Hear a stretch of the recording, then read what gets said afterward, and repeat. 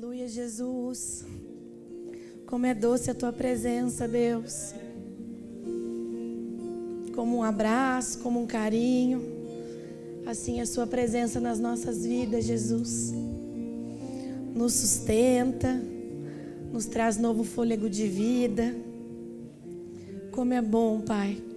Como é bom poder sentir a tua presença. Permaneça entre nós nessa manhã, Jesus. Fale aos nossos corações, ministre aos nossos corações, Pai. Com a sua presença doce e suave. Pelo poder do nome de Jesus. Amém? Vocês estão felizes? Friozinho, né, gente? Conta uma coisa pra mim. Como que vocês nasceram e cresceram em Curitiba? Não, conta pra mim. Como que vocês faziam quando vocês eram pequenininhos, tinha que ir pra escola de manhã? Gente do céu, eu disse que era pior, né? Não era pior? Todo curitibano fala assim pra mim. Às vezes eu falo, tá frio. Até se os staffs quiserem fechar um pouquinho a porta. Todo curitibano mesmo, eu falo, nossa, tá muito frio. Você não viu como era. Todo mundo fala isso pra mim. Diz que era muito pior. Eu falo pra vocês, eu clamo Jesus. Ontem à noite eu deitei.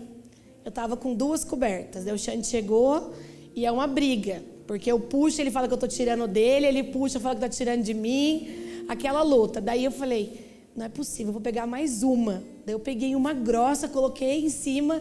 Daí eu falei, não vou levantar de novo, não é possível. Daí eu comecei a orar, Jesus, me esquenta, Deus, eu não tô aguentando. Daí eu olhei o Xande dormindo, eu falei, gente, será que eu tô doente? Comecei a colocar a mão para ver se eu tava com febre. Porque não me esquentava, nada esquentava. Falou, olha, tem que tirar o chapéu pros curitibinha, viu? Meu Deus do céu, é muito frio. Mas Jesus é bom, não é verdade? Querido, como o Xande compartilhou, a gente veio de uma semana muito especial, muito intensa lá em Taubaté. E com a conferência que teve depois dos 2 dias aqui. E o Xande compartilhou. Quem esteve aqui terça-feira? Amém? Glória a Deus. O Xande compartilhou isso, acho que na segunda, acho que na terça ele disse também. O quanto nosso coração estava feliz. E a gente foi muito surpreendido porque a gente sabia que o Leandro e a Érica viriam, né? Já estava agendado. Mas todos os nossos amigos vieram. Todos os pastores das outras poemas. Só não vieram 2 poemas porque eles trabalhavam, não tinha como vir. Mas, gente, a hora que eu vi todos os meus amigos aqui, eu falei, Jesus, obrigada. Cada pedacinho da poema, eles vindo, fazendo bate-volta. E eu e o Xande, a gente ficava como quem sonha. Porque quando a gente chegou aqui, a gente falava, um dia a gente vai ter uma igreja, e um dia os nossos pastores vão vir, um dia os nossos amigos vão vir, e a gente vai poder partilhar daquilo que Deus está fazendo. A hora que eu olhei todos aqui, falei, Jesus, o Senhor é maravilhoso. Querido, isso é uma família espiritual, sabe? É isso que a gente tem plantado há 15 anos. E curitibano é bem observador, não é? Verdade?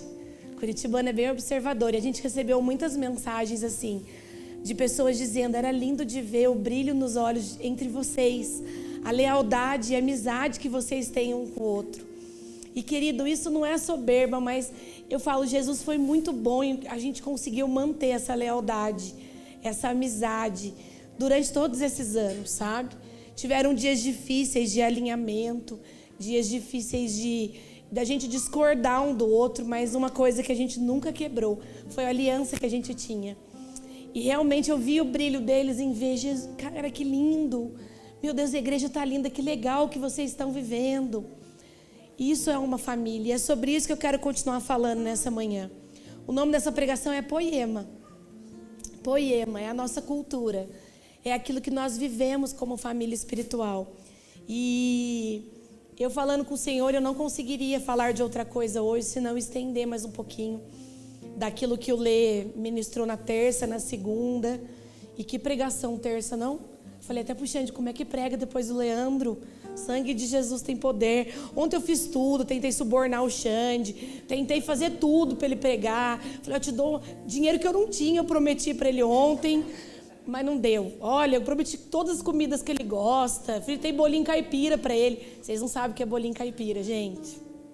Bolinho caipira é um bolinho lá da região de Taubaté. Não adiantou, comeu o bolinho, mas não pregou. Então eu vou pregar mesmo. Querido, queria que você abrisse, por favor, em Atos, capítulo 2.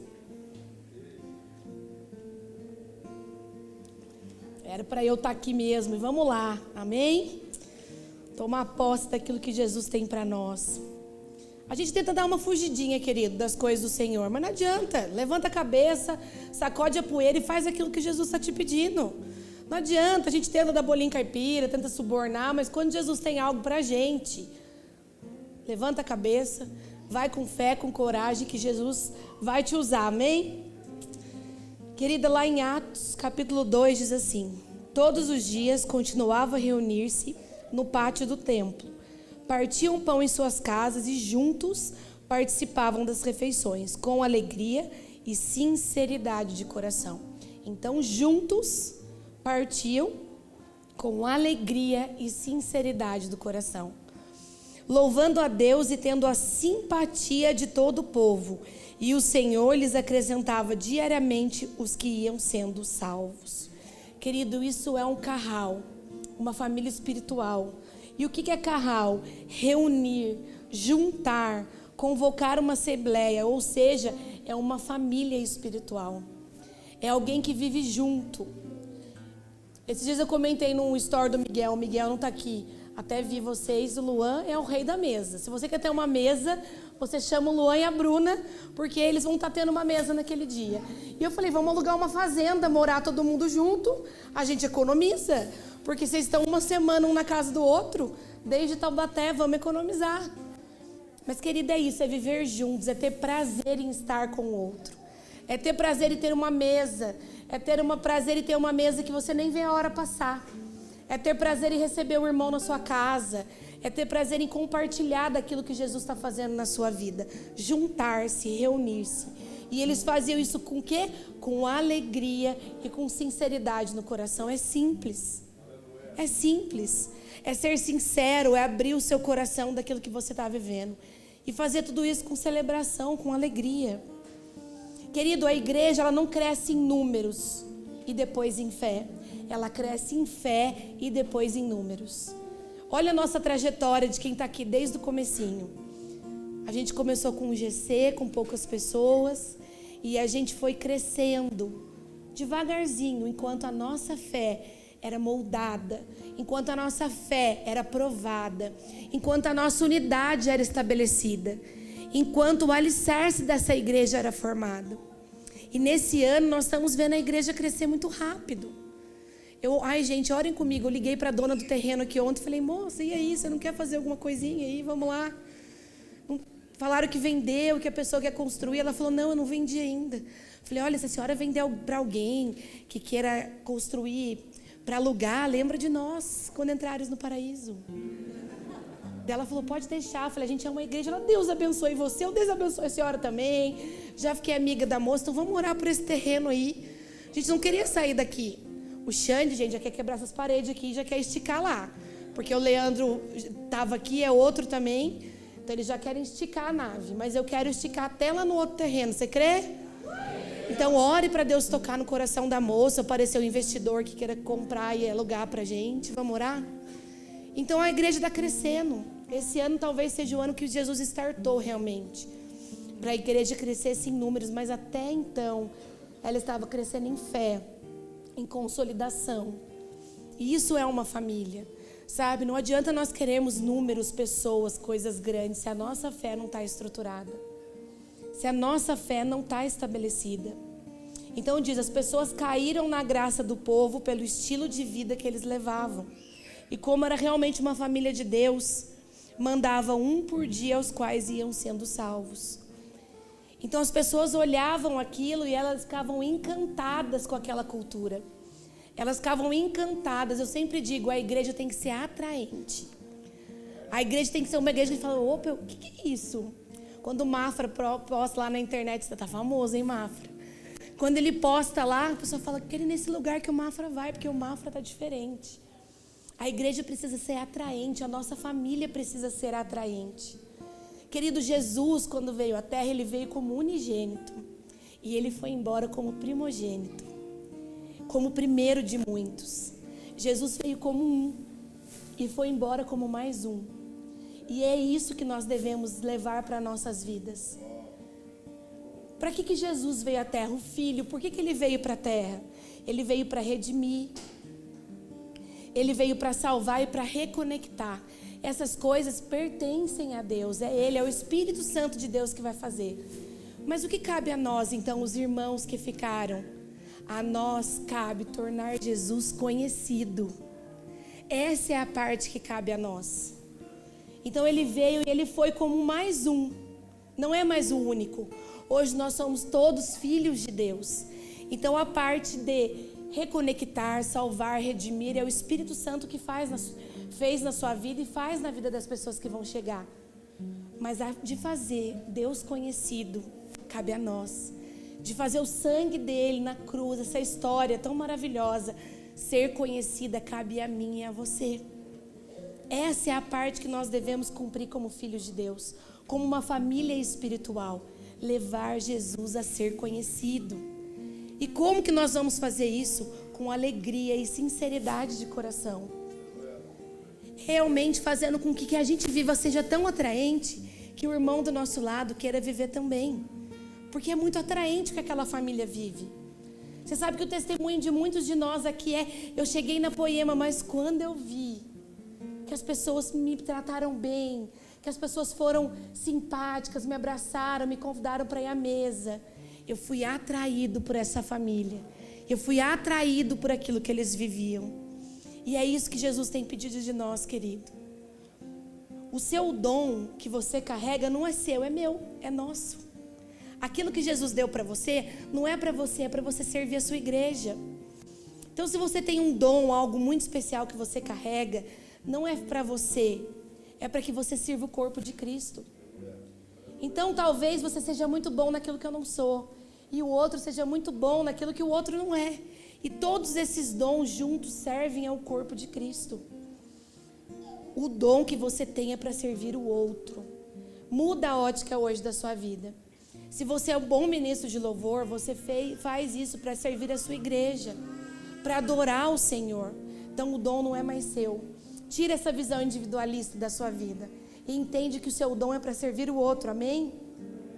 Todos os dons são para benefícios do corpo de Cristo. E o ministério, o que é? O ministério é diaconia. Quer ter um ministério? Comece servindo. Comece servindo. Comece entregando. Eu quero servir. Não é, eu quero servir, eu tenho vergonha de dizer que eu quero servir. Queridos, a gente precisa quebrar uma religiosidade que para servir você precisa ser santo, imaculado. Para servir você precisa ter um coração de diaconia. Você está servindo na igreja de Cristo. O que eu posso impedir você de servir uma balinha ali na porta? De segurar uma plaquinha e sorrir para as pessoas? O que eu posso te proibir de colocar o envelope nas cadeiras? De organizar as cadeiras, de fazer a limpeza na igreja? Ninguém pode, você está servindo ao corpo de Cristo. Então, se você chegou e você tem essa dúvida, eu te convido a exercer a diaconia. Eu te convido a falar, eu vou servir na lounge, eu vou ajudar a colocar o café. Muitas religiões você tem que ser batizado, você tem que fazer isso, você tem que ter sei lá quantos meses, você tem que ter um currículo, você tem que ter o coração disposto a servir. Ninguém pode tirar de você o direito de servir a Cristo. E nesse processo, você que ainda não é transformado, será transformado com a sua diaconia, tocando no corpo de Cristo. Quando você senta ali, quando você vai ali na frente com a plaquinha, você serve junto com o Jonathan na plaquinha. E o Jonathan fala para você, nossa, sabia, Jesus mudou minha vida aqui na Poema. Sério? Sério? Quando eu entrei aqui na igreja, eu ainda fazia isso, mas hoje eu não faço mais. Cara, eu estou sendo liberto também, então no seu servir, o corpo toca o outro corpo. E juntos nós somos restaurados. Então essa religião que diz que você não pode servir, você não pode fazer, você pode sim, porque você tem o direito de servir a igreja de Cristo. Com zelo, com amor, com alegria e sinceridade do coração. E eu te garanto que esse servir vai transformar a sua vida. Quando você rejeita a oportunidade de servir, você poderá estar rejeitando o seu futuro. Quando você rejeita, as oportunidades, queridos, só aparecem para os servos. Pensa nisso. As oportunidades só aparecem para os servos. Eu lembro que quando eu entrei na igreja, eu fazia tudo que eu podia.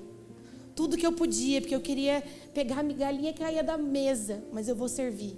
Eu servia na lounge, eu nunca tive jeito com criança, mas eu servia no Poeminhas, eu servia porque eu falei, Jesus, eu quero aproveitar. Aonde tinha, eu estava. Por quê? Porque a oportunidade desaparece para os servos. Querido, no último dia, quando Jesus vier, Ele não vai dizer assim, apóstolo bom e fiel, ministro bom e fiel, pastor bom e fiel. Jesus vai dizer servo bom e fiel. Servo bom e fiel. Quem você é? Eu sou servo de Deus. Eu sou escravo de Cristo. Isso que eu sou. Não tem um nome maior que esse do que ser servo de Deus. Nós ficamos tão preocupados com títulos. Aqui você pode ver, eu e o Xande, a gente não exige. A gente é a Marcela e o Xandão. Não tem nada maior do que aquilo que Jesus me deu. Eu sou servo de Deus. Não há nenhum título, um nome que alguém possa te dar que seja maior que isso. Eu sou servo do Senhor. A partir de hoje, quando te perguntarem, você fala, eu sou servo de Deus. Se você serve na igreja, valorize o que você faz, pois sua tarefa facilita o bom andamento da igreja. Querido, segunda e terça, eu e o Xande pudemos desfrutar um pouquinho dos nossos pastores aqui, porque vocês estavam aqui servindo. Porque tinham pessoas desde a 1h da tarde fazendo a limpeza na segunda-feira. Porque tinham pessoas preparando café, porque tinham pessoas no louvor. Tinha gente cuidando da luz, do data show, das fotos, da filmagem. O seu servir é muito, muito precioso para o bom funcionamento da igreja. Por isso que é necessário que haja um corpo que trabalhe, que faça. E nós precisamos cada dia mais valorizar essa diaconia, valorizar isso que o corpo de Cristo faz, essa servidão, amém? Queria que você abrisse em 1 Pedro, capítulo 3.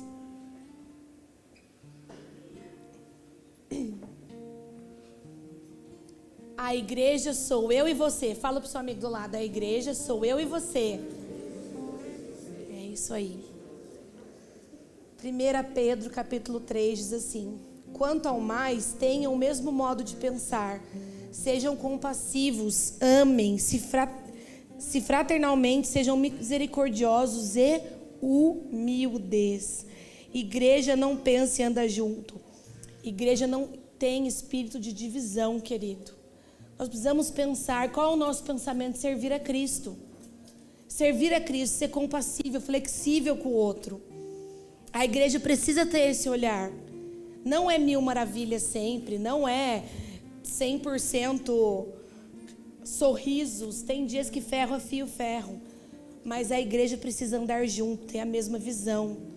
E se você tem uma visão diferente, o que você faz? Você espalha essa visão? Não, você chega para o seu líder, para a pessoa que te lidera e fala: olha, isso eu não estou concordando. Isso não é legal. Como que faz? Eu não quero sair falando disso para todo mundo. Fábio, isso está me incomodando. Por que é assim? E juntos nós entramos numa como é a palavra? Num consenso do que é a verdade da Bíblia, o que Jesus diz sobre isso. Isso é uma família. Não é discordar de algo e sair dizendo, falando, mas não, Deus, eu não estou bem com isso, eu vou abrir para o meu líder, eu vou abrir para alguém. E juntos ter a mesma visão daquilo. Talvez você esteja enxergando dessa forma, por isso. Nossa, eu não tinha pensado dessa forma. Querido, não é comercial de margarina, é uma família de verdade, amém? É uma família de verdade. Como o Lê pôde testemunhar um pouquinho aqui terça-feira, já erramos muito, eu com o Xande. Já erraram com a gente. Já tivemos tempos muito difíceis, mas a nossa aliança permaneceu intacta, porque nós sabíamos quem nos chamou. Nós sabíamos que somos todos servos de Cristo. E é por isso que nós permanecemos fiel até o fim. Não a uma placa, não a pessoas. Sabe o dia que eu tirei um peso das minhas costas? O dia que eu aprendi que eu não sirvo ao Leandro e à Érica.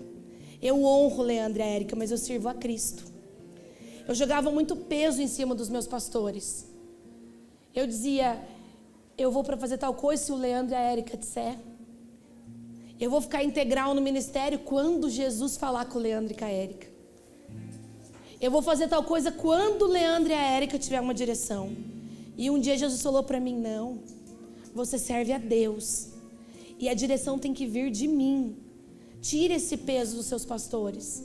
Ele é alguém que leva você para esse caminho, mas pare de colocar a decisão da sua vida nas mãos deles. E eu comecei a entender que não era eles que deveriam decidir a minha vida, mas eu precisava ter uma revelação em Cristo. Como foi a nossa palavra para vir para Curitiba? Eu não esperei que o Leandro e a Érica nos falassem, porque se desse ruim, eu ia culpar eles, querido. Se você quer casar e você fica esperando o seu pastor falar se é de Deus ou não, se um dia seu casamento der ruim, você vai culpar o seu pastor. Mas se você tiver uma palavra, que essa é a mulher da sua vida, que esse é o homem da sua vida, nos dias ruins você vai ajoelhar e falar, Jesus, o Senhor me deu uma palavra, me ajuda a consertar o meu casamento.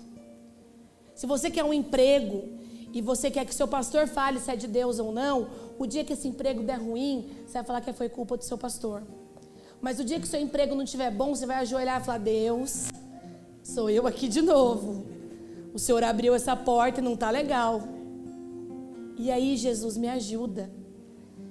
Então não tem a ver com homens, tem a ver com Deus. Tire o fardo das pessoas e comece a assumir a bronca. Eu governo a minha vida. Jesus, o que o Senhor tem para a minha vida? Qual decisão eu preciso tomar? Infelizmente, pessoas que viveram muitos anos na igreja têm muita dificuldade disso. Muita dificuldade, muitas vezes, de ouvir a Deus. Então, Jesus tem levado a gente para esse lugar, Poema de Curitiba, em ouvir a voz do Senhor e ter uma direção de Deus. Porque se um dia der mal, você vai poder ajoelhar e pedir Deus.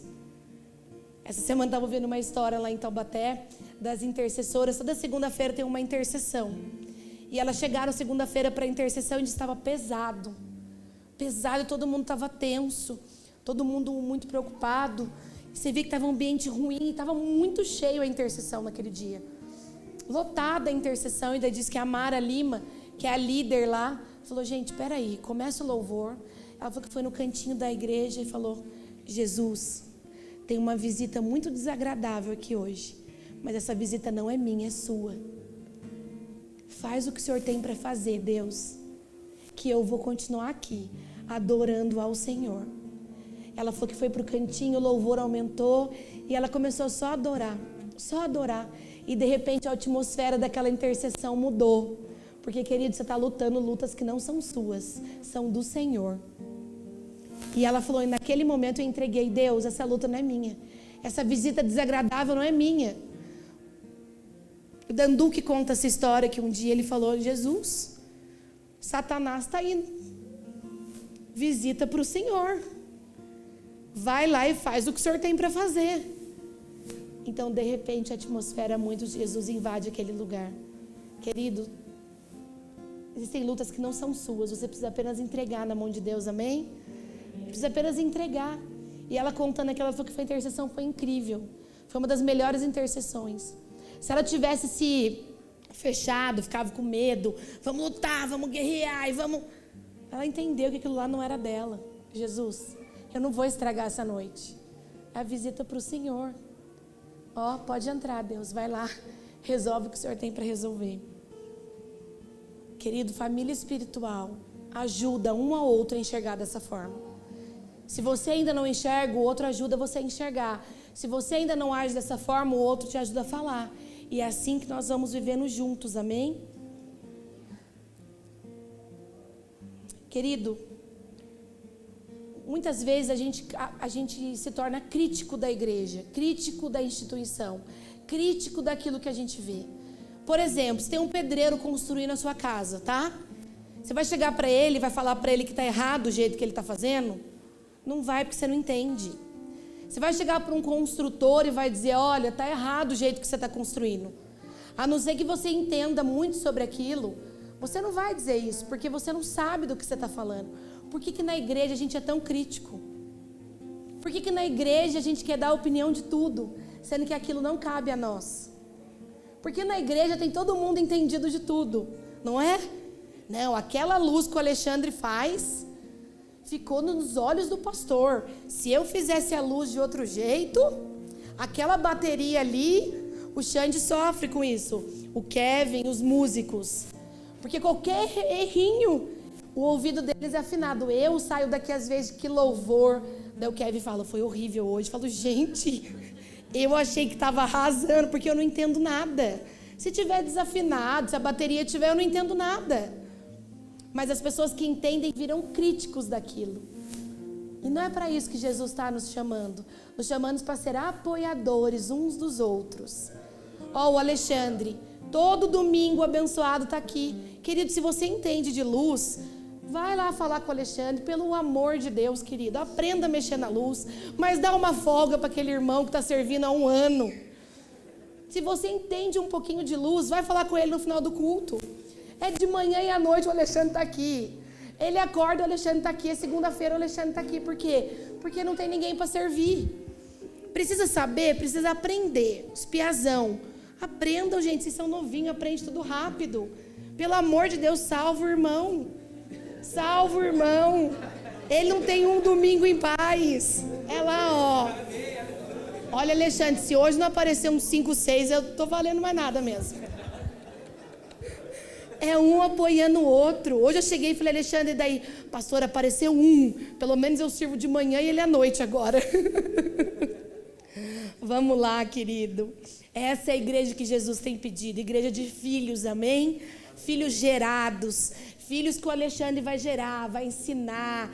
Vai falar, olha, é assim, não pode colocar a luz na cara do pastor.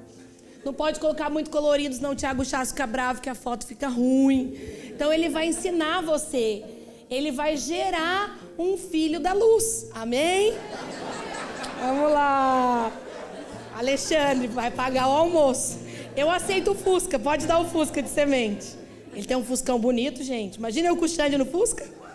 Isso é legal. Querida, eu quero falar um pouquinho para vocês de filhos paridos.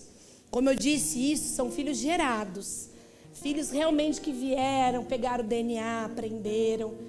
Filhos realmente que vão vivendo a cultura, que vão sendo transformados. Mas existe o quê? Os filhos paridos. São filhos instáveis, não andam juntos, não obedecem. São imaturos, filhos hedonistas, se baseiam em seus próprios prazeres e interesses. Não permanecem em aliança com ninguém. Como a mulher samaritana lá em João 4, teve muitos maridos, 5 maridos, mas nenhum deu certo porque ela quebrava aliança muito rápido. Essa cultura que a gente vê hoje em dia no mundo. Filhos paridos, filhos que fazem, que são imaturos, que fazem de uma forma distorcida, que não levam verdade, que não levam amor. Mas a igreja quer trazer filhos gerados, gerados de uma dor sua, gerados de um preço que você pagou para gerar o outro. O Leandro abriu o caminho. Por muitas vezes aqui em Curitiba eu me emociono. E eu falo, Deus, obrigada, porque o Lê abriu muito caminho para mim e para o Xande. O preço que ele pagou, eu não vou precisar pagar. De vir de uma igreja religiosa, de ter que realmente começar algo sozinho, por causa de um fogo que queimava dentro dele. E eu comecei algo em Curitiba, mas já com uma família espiritual. Eu lembro que um dia, acho que eu já contei isso aqui, chorando quando eu estava vindo para Curitiba, eu falei, Lê, eu tô com medo. Como que eu vou abrir uma igreja se um dia eu não souber fazer? E se um dia eu não souber, e se eu tiver uma mesa que a pessoa perguntar alguma coisa e eu não souber? O Leandro falou, você tem uma família, você vai ligar para nós vamos te ajudar. Então o preço que ele pagou lá atrás, eu não estou pagando hoje. Por quê? Porque ele abriu o caminho para mim. E isso é gerar, isso é ter filhos gerados, filhos que geram mais vida, que continuam aquele processo que você começou. Não são pessoas imaturas, feridas, mas são filhos gerados. Um discípulo é abençoado quando permanece em uma aliança. O grande problema da igreja de hoje é que ela tem muito relacionamento, mas não tem aliança. É o problema de tudo na nossa vida. Guarda isso no seu coração para você ver. Nós temos muito relacionamento com as pessoas, mas nós não temos aliança. E infelizmente, querida, é por isso que muitos casamentos têm acabado. Muito casamento tem sido destruído. Por quê? Porque você tem relacionamento com a pessoa, mas na hora de provar da aliança, eu sou fiel e eu estou aqui, eu quebro essa aliança, assim como a mulher samaritana. Teve vários e não teve nenhum.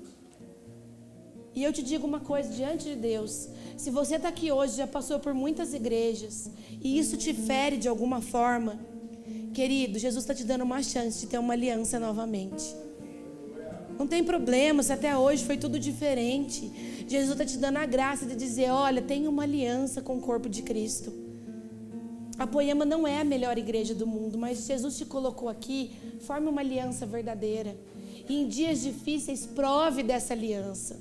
O seu casamento, se o seu casamento não está bem, prove da aliança que Jesus tem com vocês. Prove, não desista do seu casamento. Não desista do relacionamento que Jesus te deu. Casamento não é fácil, mas nós temos uma aliança. Nós permanecemos fiéis até o fim, amém? Você crê nisso? Querido, a igreja tem que ser incrível nos dons, nos cultos, em tudo a igreja precisa ser incrível. A igreja não pode ser incrível aqui em cima, aqui embaixo, e lá em cima, quando a gente está na lounge, ser um caos. Porque lá, aqui no púlpito, só escorre o que nós vivemos lá em cima quando ninguém vê.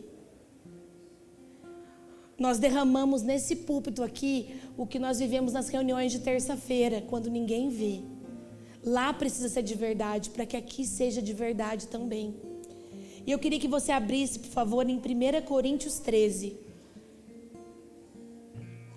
Querido, eu queria que você lesse 1 Coríntios hoje, numa outra ótica. Esse versículo é muito usado para casamento. Inclusive, o meu casamento foi feito com esse versículo. Há 13 anos atrás eu casei. Nossa, esqueci quantos anos eu fui casada.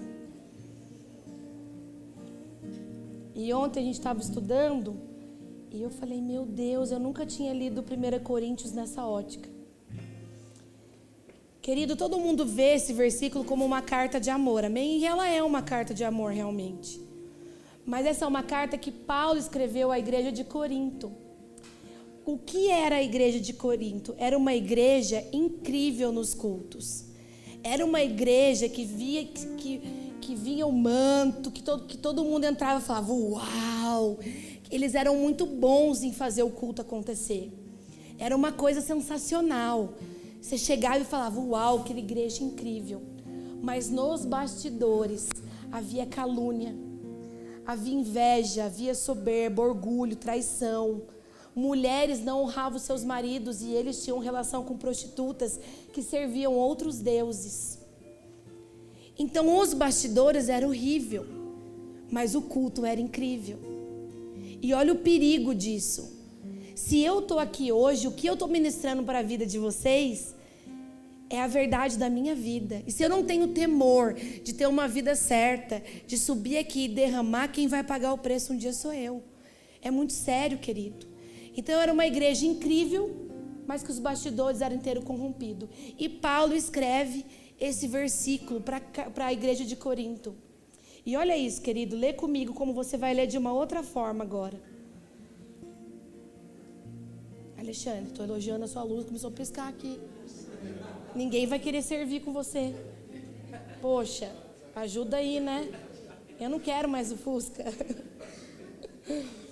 E olha esse versículo, querido, 1 Coríntios 13 diz assim: ainda que eu fale a língua dos homens e dos anjos, se não tiver amor, serei como sino que ressoa ou como prato que retine. Ele estava dizendo aquelas pessoas que viviam aquilo: vocês podem orar em línguas, ainda que vocês façam tudo isso, mas se vocês não tiverem amor, ainda que eu tenha o dom de profecia, vocês podem fazer esse culto incrível, entregar profecia, colocar a mão na cabeça das pessoas, entregar, saiba todos os mistérios e todo o conhecimento e tenha uma fé capaz de mover montanhas, se não tiver amor, nada serei. Ainda que eu dê aos pobres, ainda que você dê tudo que você tem, que você seja uma pessoa muito generosa, que você perca toda a sua herança para entregar para os pobres, entregue o seu corpo para ser queimado, se não tiver amor, nada disso valerá.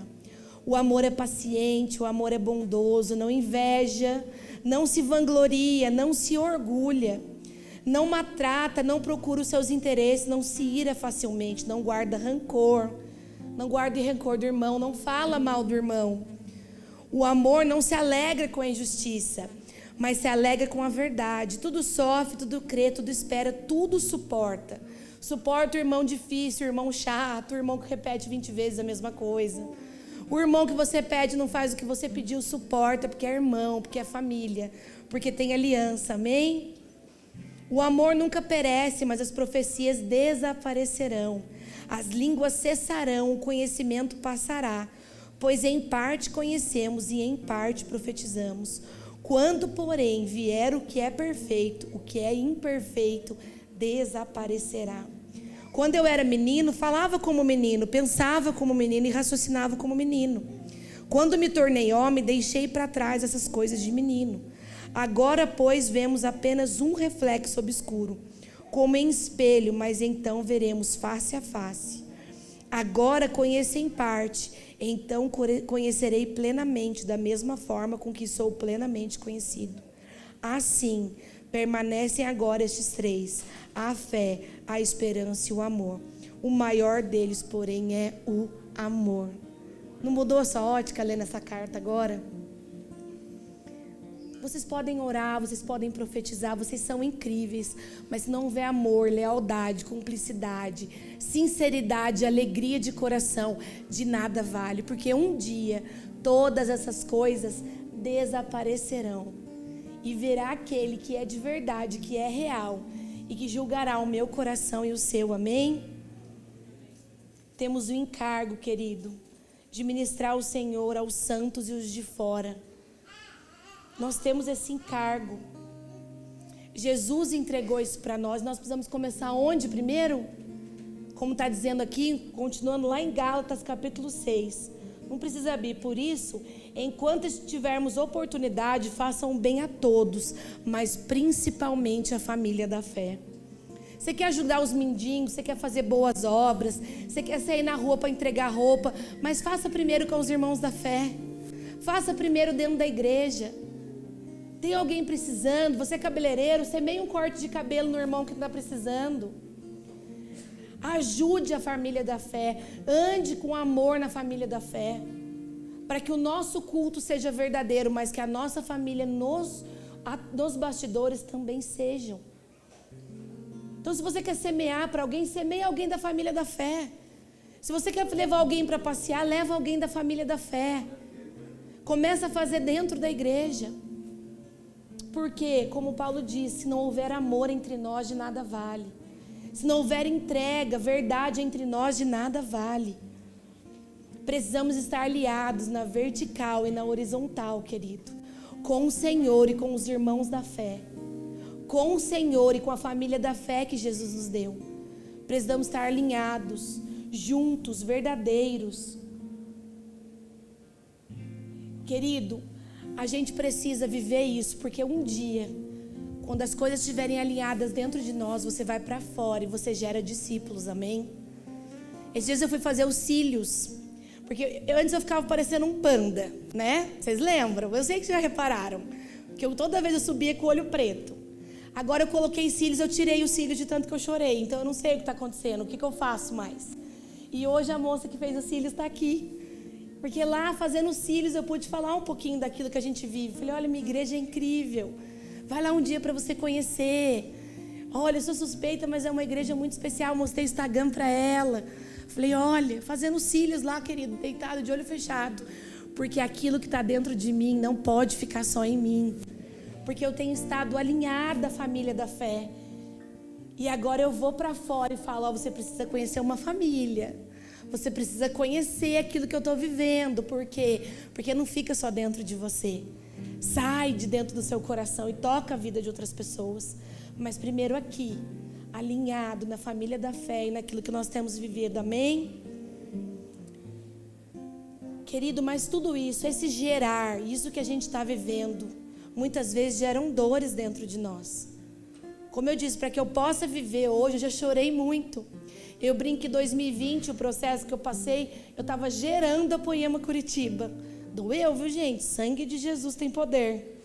2020 foi, ó, abre lá. Se vocês puderem, por favor, Gálatas capítulo 4.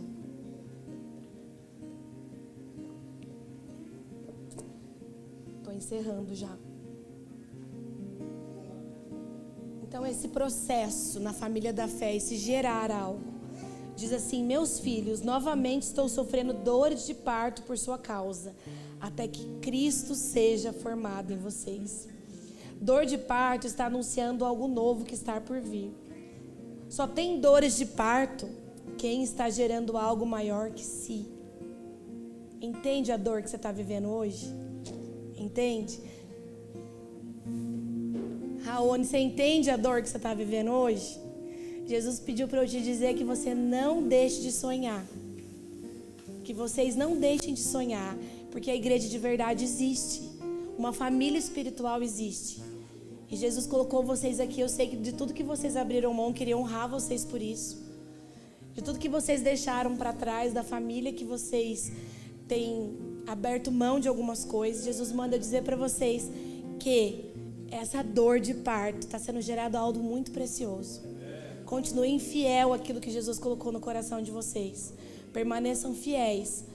Vocês não deixaram nada para trás. Não deixaram, porque o que Jesus tem para vocês está guardado no céu. Então não foi perda de tempo, não foi perda de pessoas. Foi realmente vocês gerando algo que Jesus está trazendo. E vai trazer cada vez mais. Então permaneçam fiéis. E continuem gerando. Dói muito. Mas vocês ainda vão ver frutos disso, amém? Eu amo vocês, viu? E, gente, é isso. Dói gerar. Dói, é pesado. Então, talvez você esteja num processo que você não entende. Que tem muitas dores, que você fala: Jesus, o que é isso? Você está gerando algo novo. E isso custa toda a sua vida, custa toda a sua intenção do coração, custa muito. E cada um aqui está gerando algo diferente, um processo, uma dor diferente da minha. Mas, como está dizendo aqui, até que Cristo seja formado em vocês.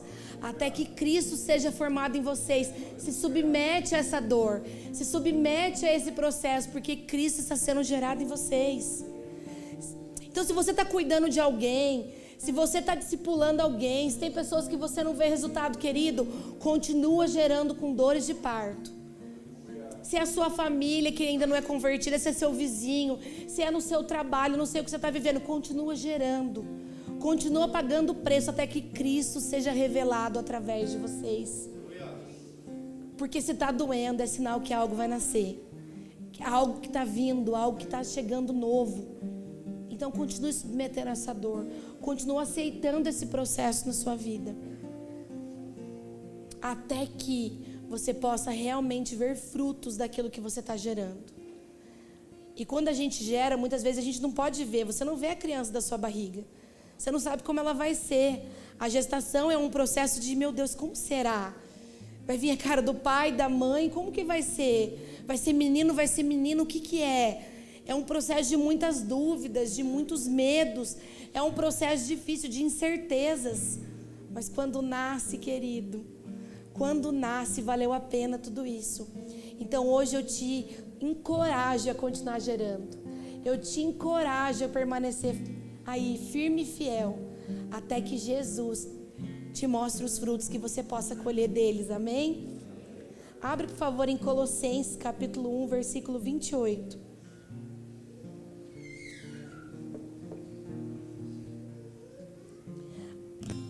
(28 e 29) diz assim: assim, nós anunciamos Cristo a todas as pessoas, com sabedoria possível, aconselhamos e ensinamos cada pessoa, a fim de levar a todos à presença de Deus, como pessoas espiritualmente adultas e unidas em Cristo. E para realizar essa tarefa, que eu trabalho e luto com a força de Cristo, que está agindo poderosamente em mim. Querido, você não está lutando sozinho.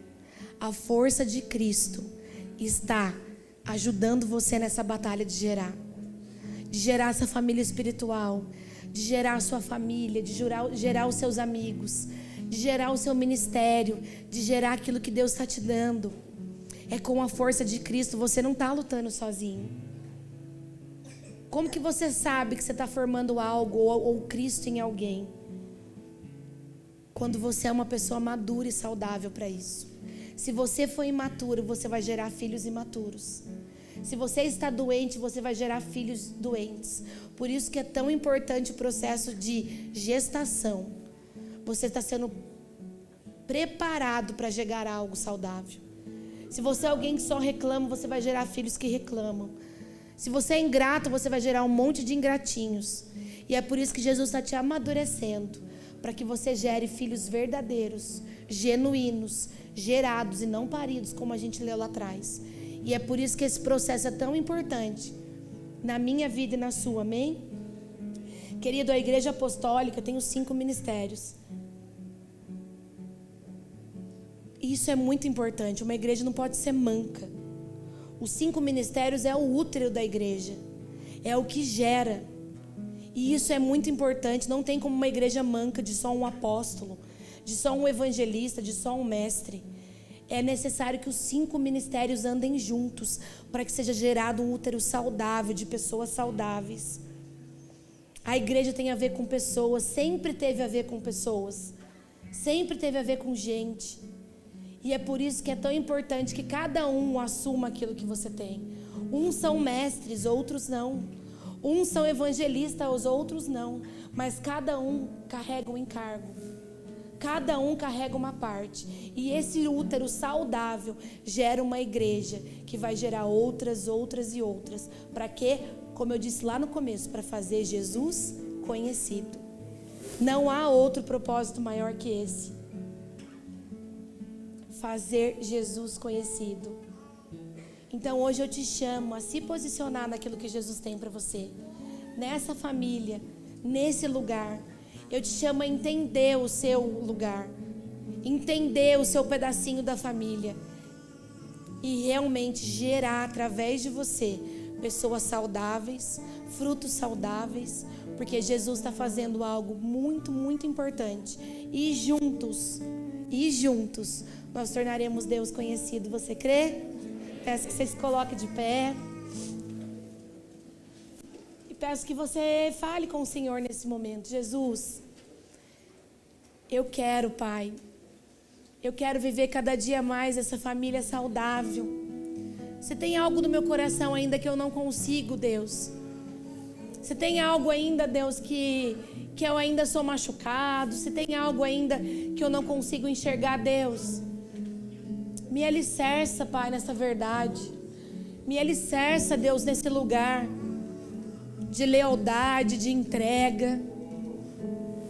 Se eu estou nesse processo de gerar, Deus, me ajuda com essas dores que têm corrompido meu coração. Fala para o Senhor daquilo que você está sentindo. Jesus é a nossa fortaleza. Nós fazemos com alegria e com sinceridade de coração. Porque nós só queremos que Jesus se torne conhecido. Não queremos que nós nos tornemos conhecidos, Jesus. Não queremos que a nossa placa de igreja se torne conhecida. Mas nós queremos que o Senhor seja conhecido a todas as pessoas. Então, Deus, em nome de Jesus, vem, Pai, convencendo os nossos corações de todas as coisas, alinhando as nossas vidas, alinhando em verdade, em amor, Pai. Vem nos mostrando cada vez mais o Teu propósito, a Tua verdade. E nós te agradecemos, Pai, por tudo que o Senhor tem feito. Assim como Paulo fala, Deus, não adianta, Pai, sermos muito bons em algumas coisas se não tivermos amor, entrega, se não tivermos, Pai, realmente renúncia, amor um pelo outro, lealdade, verdade, Pai. Não adianta sermos incríveis se a gente não carregar o Senhor à frente de todas as coisas, Pai. Não adianta termos uma igreja incrível se o Senhor não for o Senhor dela. Então nós pedimos que o Senhor continue sendo o Senhor dos nossos corações, continue sendo o Senhor das nossas famílias, que a gente tenha um coração servo, que a gente seja disposto a servir a sua igreja, a servir os nossos irmãos, porque o dia quando o Senhor nos encontrar, o Senhor há de dizer, Deus, servo bom e fiel, servo bom e fiel. Senhor não dirá apóstolo, pastor, mestre, profeta, mas eu quero olhar nos seus olhos e ouvir: servo bom e fiel. Que a nossa diaconia seja maior, Pai, que o nosso desejo de aparecer. Que a nossa diaconia seja maior que todas as coisas, Deus. Nós entregamos o nosso coração. Coração sonda o nosso coração. Se há algo errado em nós, coloca o nosso coração no lugar, Jesus. Coloca o nosso coração no lugar nessa manhã, Deus. Que a gente ame a limpeza, o sentinela, os serviços pequenos, mais que todas as coisas, Deus. Sonda o nosso coração, Jesus.